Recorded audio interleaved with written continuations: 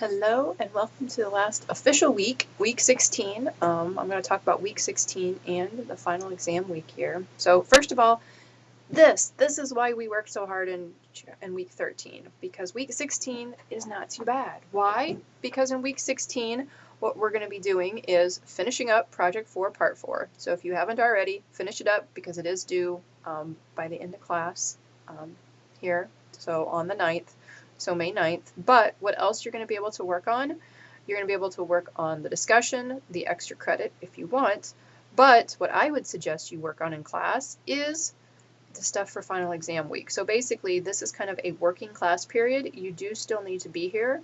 I will come up with something so you do get credit for being there. So don't think, oh, this is a blow-off day, I don't need to be in class. No, I will make sure that there's something going on so you get points. Trust me, like you don't want to miss class. But what you should be working on is to share your findings and your final project. So for the final project, it's pretty much, just write everything up as your group. For the share your findings, now for this one, you do need to come up with a presentation. So in 7 to 10 minutes, provide a brief overview of your group's findings to the class.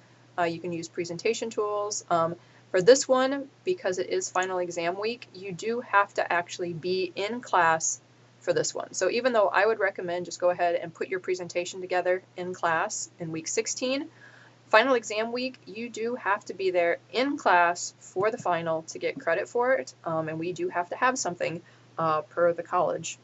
So we will be actually doing live presentations there this day. Otherwise, the final project is actually not due until the 17th, but it is due the 17th. It's worth 125 points. That's a lot of points. So good idea to go ahead and work on that in week 16. So week 16 is mostly a work week to make sure you're ready and everything goes smooth for your final exam week. Otherwise, your discussion topic is what advice would you give to Math 113?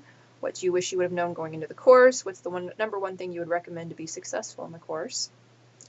And then the extra credit.